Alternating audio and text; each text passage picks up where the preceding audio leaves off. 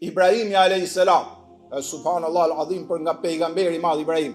Rabbi j'alni muqima salati wa min dhurriyyati. Në Kur'an, sura Ibrahim, vetë Ibrahimi madh a.s. i dashmi Zotit ka thonë, i madhi Zot më bëj nga njerëzit që të falem ty. Kur i madhi Allah i drejtohet Musa a.s. për herë të parë që i ka fol, ka thonë wa aqimi salata lidhikri. Tha falu Musa të më kujtosh mua. Shuajbi, një nga pejgamberët e tjerë që përmendëm, ai shumë u falte, dhe u falte shumë dhe e thriste popullin e vet në Islam shumë.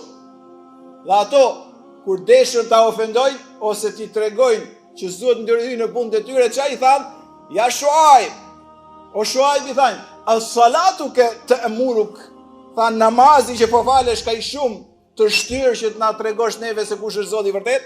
Dhe thojnë dietarët kanë përmend ke Shuajbi gjën më specifike që u falte shumë pejgamberi i Zotit.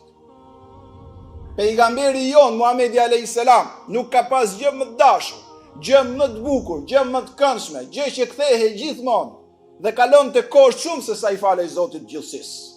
Derisa dha ju'ilat qurratu ayni fi s-salat. Tha mu bë kënaqësia jetës time ti falem madhit Zoti qofshin fal. Tani, vlla dhe motër të begatofti madhi Zot, njeriu nuk është se lidhet vetëm me Zotin namaz. Vetë fjala namaz, as-salat, që vjen nga gjuha origjinale, as-salat vjen nga sile, do thot lidhje. Namazi të bën që të lidhesh me Zotin e gjithësisë. Po nuk është se ti vetëm namaz je me Zotin. Ti edhe kur po thu la ilaha illallah je me të madhin Zot. Ti edhe kur po sillesh mirë në familje je me të madhin Zot. Ti kur edhe po përkushtohesh shumë që fëmijët që i ke adoleshent dhe ato nuk janë të pjekur dhe ti përkushtohesh ti udhëzosh ato je pafund me të madhin Zot. Ti kur po je i këndshëm fisin tënd ti je me të madhin Zot. Kur ti je i mirë në shoqëri je mirë me të madhin Zot. Kur ti po studion e po lexon ti prap me të madhin Zot. Pse ka i specifik namazi? Sepse falja e namazit në çastin, për shkak ti po lexon dhe mendja jote është duke përfituar diturinë e të madhit Zot. Po kaq, vetëm mendja. Ti mund të jesh duke bërë stërvitje. Dhe ti je me të madhin Zot sepse kush e mban amanet në trupit merr shpërblime. Po në atë çast ti je vetëm me trup.